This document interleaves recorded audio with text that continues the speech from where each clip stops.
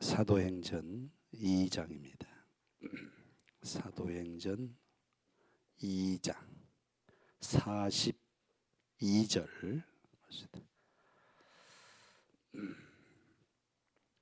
사도행전 2장 42절 같이 한번 합독합니다.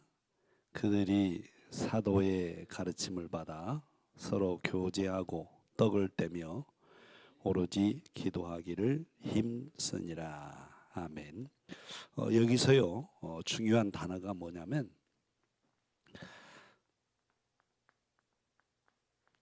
사도의 가르침입니다. 사도의 가르침. 굉장히 중요한 단어입니다. 왜냐하면 초대교회가 영적 질서를 유지하는데 아주 핵심된 단어예요. 초대교회 그 시대 상황은요 매우 어려웠어요. 그때 당시가 초대교회 시대 상황이 어떤 상황이었느냐면 로마에 속국됐어요. 로마의 속국. 얼마나 어렵겠습니까, 여러분? 예. 그리고 예수를 믿으면 이 사람하고 함께 하는 게 아니고 단절돼 버려요. 여러분, 사람이 함께 살아야 서로 주고받는 거 있는데 사람하고 단절돼 버리면 죽는 거죠. 그만큼 어려웠어요. 그리고 또 예수 믿으면 어떻게 되느냐? 감옥에 들어가요. 감옥에 들어가요. 그리고 또 예수 믿으면 사형당해요. 이렇게 굉장히 시대의 그 어려운 현실에 처한 초대교회의 상황이에요. 그런데 사실은 이걸 볼 때요, 초대교회는요 하나 될 수가 없어요. 초대교회 상황을 볼 때 하나 될 수 있는 상황이 아니에요. 왜? 나 살고 봐야 될 거 아니에요. 어려운 시대인데. 때로는요 나 살기 위해서 배반도 할 수 있는 상황이에요. 우리 일제시대에 사실 제일 우리나라를 괴롭힌 사람이 누군지 아십니까? 일본 앞제비 노릇하는 우리나라 백성들이 더 악질이었어요. 가 신고해 주고요. 잡아다 막 갖다 주고요. 왜? 자기 살려고. 그런 어려운 상황이었어요. 그러니까 상황을 볼 때는 뭐냐? 도저히 하나 될 수가 없다니까. 하나 될 수가 없어요. 근데 여러분, 초대교회는요 이런 상황에도 불구하고 하나 됐어요. 어떻게 하나 됐어요? 하나 된 가장 핵심이 뭐냐면은 오늘 본문 나온 말씀처럼 사도 중심으로 하나 됐어요. 사도 중심으로. 그리고 예배 중심으로 하나 됐어요. 예배 중심. 오늘 본문에 보면은 사도의 가르침을 받아 그랬단 말이에요. 그것은 다른 게 아니고 사도의 중심으로 늘 신앙생활했어요. 사도 중심으로. 그리고 오늘 본문에 보면은 교제하며 떡을 떼며 그랬어요. 교제하며 떡을 뗀다는 거예요. 떡을 떼는 성찬을 얘기해요. 그 예배를 얘기한단 말이에요. 그러니까 예배 중심으로 하나 됐어요. 그리고 기도 중심으로 하나 됐어요. 기도 중심으로. 오늘 본문에 보면 뭐라고 그랬습니까? 오로지 기도하기를 힘쓰니라 그랬어요. 물론 상황이 기도할 수밖에 없는 상황이지만은 그러나 그런 상황 때문에 기도한 게 아니라 뭐요? 모든 신앙생활의 중심이 기도 중심이었다는 거죠. 그래서 오로지라는 말은 뭐냐면은 오직이라는 말도 나오지만 또 전혀, 옛날 성경에는 전혀란 말이에요. 그리고 이 오로지라는 단어 속에 뭐냐? 지속. 기도를 하루 하고 내 문제 해결되면 끝나는 게 아니고 기도를 지속했다는 거죠. 이런 중심으로 초대교회는 하나 될 수 없는 상황이지만 하나 됐다 이 말이에요. 그래서 우리가 신앙생활할 때 하나 되지 못한 그런 신앙생활은 굉장히 위험한 신앙이에요. 왜 그러냐? 그 신앙은 상황 논리의 신앙이 되거든요. 너는 하나 될 수 없는 것을 찾으려고 그래요. 아니요, 초대교회 성도들은 하나 될 수 없는 상황이었지만 하나 됐다니까. 그래서 우리 중직자, 우리 핵심 멤버들은요, 여러분 교회 안에서 신앙생활할 때 하나 될 수 없는 상황을 찾으면 안 돼요. 안 된다니까. 지금은 그런 시대도 아니에요, 여러분. 그래서 우리 본성교회 핵심 멤버들은요, 여러분은 어떤 상황에 있어도 뭐냐? 하나 돼야 돼요. 이게 하나님의 원하심이에요. 하나 돼요. 왜냐? 하나님은요, 하나 되는 그 공동체를 쓰셔요. 하나 되는 공동체 쓰셔요. 여러분 가정생활도 하나 안 돼 보세요. 가정이요, 지옥이요. 그러나 아무리 어려운 상황이라도 하나 돼 보세요. 그 어려움을 헤쳐나가요. 하나 된다는 게 그렇게 중요하다 이 말이에요. 그래서 우리 장로님을 위시해서 우리 핵심 멤버들, 우리 중직자들은요, 사도의 가르침을 받아서 하나 되셔야 돼요. 아멘. 그 다음에 두 번째는요, 왜 이들이 이런 어려운 상황인데도 하나 됐느냐? 그 두 번째 이거 뭐냐면은 사도의 가르침. 이 말은 내용이 포함된 게 뭐냐면요, 절대 주권. 사도의 가르침을 받았다 그 말은 뭐냐면은 하나님의 절대 주권. 이걸 뭐요? 인정한 거예요. 하나님의 절대 주권. 여러분 사도들은요, 출신이 그 당시 사도들 여러분 알지요? 출신. 사도들 출신이 전부 다 뭐냐? 어부 출신이요. 거의 다. 어부 출신. 갈릴리 바다에서 고기 잡고 먹고 사는, 하루 벌어서 먹고 사는 그런 출신이에요. 그런 출신. 그리고 이들의 배경은요 다 가난이요. 가난했어요. 그러니까 유대인들이 그 공동체에서 초대교회를 바라볼 때 뭐냐? 저 가난 거지 공동체, 거지 집단 인정 안 하는 거예요. 그 배경이 그랬어요. 그리고 그들의 수준, 그들의 교육 수준은요, 그들의 교육 수준 어느 정도냐? 무지요, 무지. 예. 보세요. 여러분 사도들의 출신, 배경, 수준을 보면요, 인정하겠어요? 조금만 뭐 가졌다나 잘 나간 사람이 인정하겠어요? 인정 안 해서 할 수가 없죠. 근데 이 초대교회는요, 사도의 가르침을 받았던 그 말은 뭐냐면은 하나님이 세우신 사도의 절대 주권을 인정한 거죠. 아멘. 그러니까 하나 될 수 있는 거죠. 이게 인정이 안 돼 보세요, 여러분. 오합지졸이죠. 그래서 우리가 신앙생활할 때요, 성도들이 가장 중요한 부분이 뭐냐면요, 하나님의 절대 주권에 순종하셔야 돼요. 왜냐하면 하나님의 절대 주권을 인정 안 하면요, 스스로 자기 신앙이 무너져 버려요. 무너진다니까요. 아니 사울 왕 보세요. 왕이 딱 되자마자 말이에요, 얼마나 교만했습니까? 그리고 사무엘 제사장이 늦게 온다고 자기가 다 제사를 치러버려요. 자기가 할 역할이 아니에요, 여러분. 그러니까 우습게 여기는 거예요. 내가 왕인데. 하나님 뭐예요? 거기서부터 사울 왕을 이제 버리기 시작한 거죠. 그래서 사울 왕을 버리잖아요. 그래서 다윗을 왕으로 세우잖아요. 우리가 잘 될수록 또 응답받을수록 교회에 하나님의 절대 주권을 인정하셔야 돼요. 아멘. 네.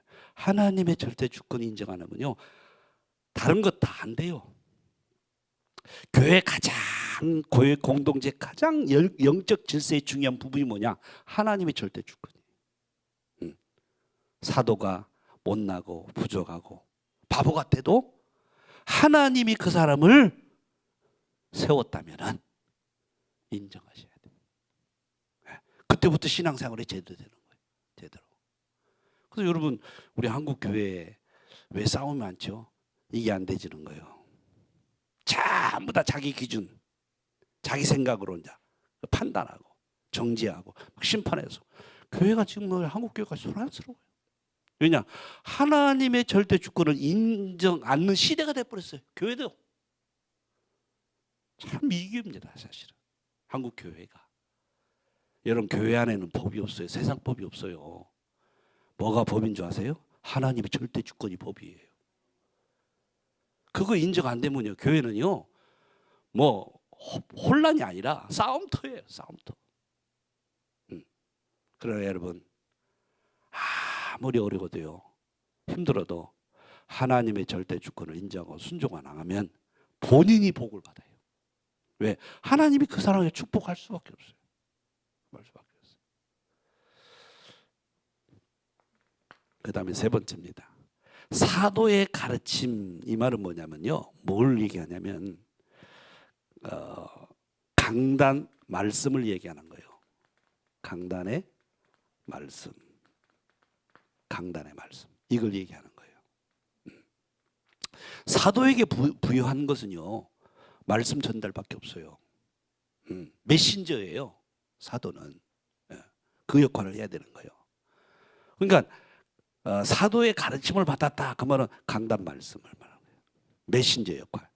그래서 우리 성도들은 뭐냐, 내 생각이 신앙생활할 때 교회 안에서 내 생각이 기준이 되면 안 돼요. 그러면 여러분 교회 신앙생활 실패합니다. 말씀이 기준이 돼야 돼요. 말씀이. 우리 생각의 기준은 일정치가 않아요. 변동이 많아요. 그러면 신앙생활이 일정해야 되는데 늘 뒤집어지고 엎어지는 신앙생활하면 안 되죠. 뭐냐? 말씀이 기준이 돼야 돼요. 아멘. 여러분이 어떤 문제가 있어도 어떤 갈등이 있어도 이게 하나님 말씀이냐면 그거 따라가는 거예요. 말씀이 아닌 것을 따라가면 안 되죠. 그리고 두 번째는 뭐냐면요, 강단 말씀이라는 건 뭐냐면은 우리는요, 문제에 집중하면 안 돼요. 문제. 신앙생활 문제에 집중하면요, 문제의 함정에 빠지고 문제의 틀에 갇히고 문제의 올무에 허우돼요. 그래서 문제를 해결하는 게 더 문제 속으로 깊이 들어가는 거예요. 여러분은 하나님의 자녀입니다. 그 말은 뭐냐면 문제 다 끝난 거예요. 그리고 그 문제 오는 거 뭐냐? 거기 하나님 계획 속에 있어요. 그리고 하나님의 음성이고, 그리고 미래 받을 응답이에요. 그렇게 문제를 해석하고 봐야 돼요. 그게 하나님의 자녀들의 신분이에요. 그래서 문제에 집중하지 말고 뭐냐면 말씀에 집중해야 돼요. 강단 말씀에 여러분 집중해야 돼요. 이게 사는 길입니다, 여러분. 사는 길이에요. 그리고 세 번째, 여론 흐름. 여론 흐름과 분위기 흐름. 여기에 신앙생활을 하면 안 돼요.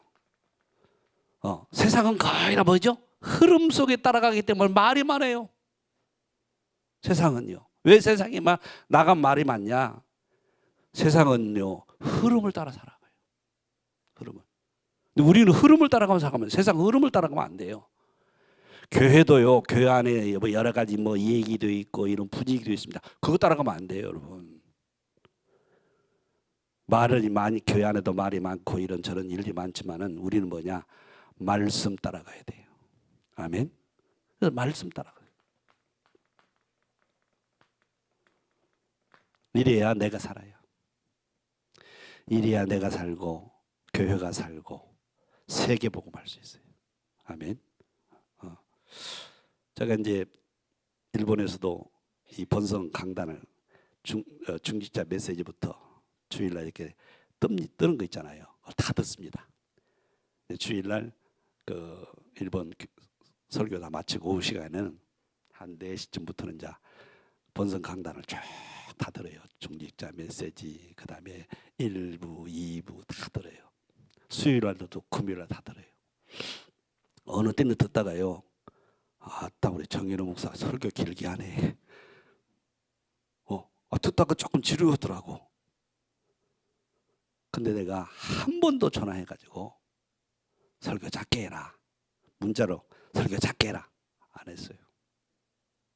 왜 그런지 아세요? 이 강단은 내가 주인이 아니에요. 하나님이 주인이셔. 하나님이 정윤호 목사를 이 강단에 세웠기 때문에 내가 앉는 거예요. 왜냐? 설령 틀리고 설령 부족해도 하나님이 직접 다스려야 돼요. 내가 개입하면은 내가 위험해요. 왜? 나는 이제 일본 강단에 하나님 세웠으니까 일본 강단에 내가 강단에 세운 목사지 본성 강단은 내가 목사가 아니거든요. 그럼 하나님이 직접 이 강단을 개입하시고 간섭하시고 다스려 나가시는 거예요. 그걸 내가 인정을 해야 돼요. 그렇지 않으면 내가 말이 많은 거예요. 내가 말이 많으면 그냥 누가 혼란을 일으키냐? 정인호 목사가 혼란을 일으키는 거예요. 혼란해지는 거예요. 이제 하나님 바라본 게 나를 바라본 거예요. 내가 혹시나 전화 안 오는가? 문자 안 오는가? 그렇게 돼버리면요. 이게 강단이 아니에요. 정인호 목사가 하나님 앞에서 자기가 한 설교를 또 듣다가 내가 좀 설교가 길구나. 내가 좀 설교에 좀 이런 미스가 있었구나. 이렇게 해서 하나님 앞에서 깨닫고 바꿔나가는 거죠. 하나님의 인도를 받는 게 그게 하나님이 원하시는 강단이고 그게 뭐냐? 하나님의 주권이에요. 그래서 한 번도 제가 일본 간 지 7개월 됐지만은 8개월 거의 8개월 됐네요. 4월 달 갔으니까 벌써 12월 달이니까 8개월 되죠. 8개월 동안 내가 한 번도 설교 작게 해라 이래라 저래라 안 했어요. 우리 집사람 나보고도 와요. 옆구리 찔릅니다. 목사님 좀 나는 왜냐? 하나님이 계시는데 하나님이 죽으셨느냐 이 말이에요. 또 정인호 목사 그 안에 성령이 계시는데 그래서 신앙생활은요 잘못하면요 굉장히 생각 잘못하면 위험합니다. 그래서 뭐냐?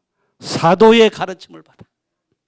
그 결론이 뭐냐면은 왜 사도의 가르침을 우리가 이 중심이 되냐면은 교회 공동체. 교회 공동체.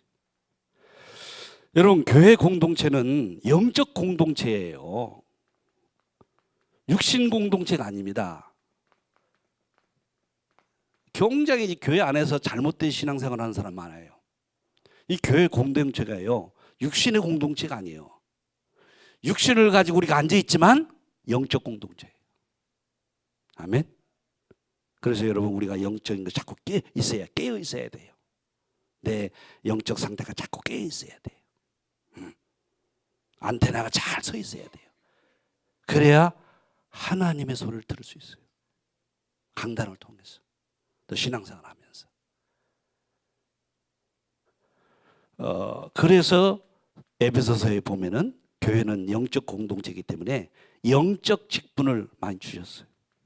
영적 직분을 많이 주셨어요. 그래서 이제 사도 하나님 목사를 세우고 지금 구약의 신약의 사도는 지금 현재 목사란 말이에요.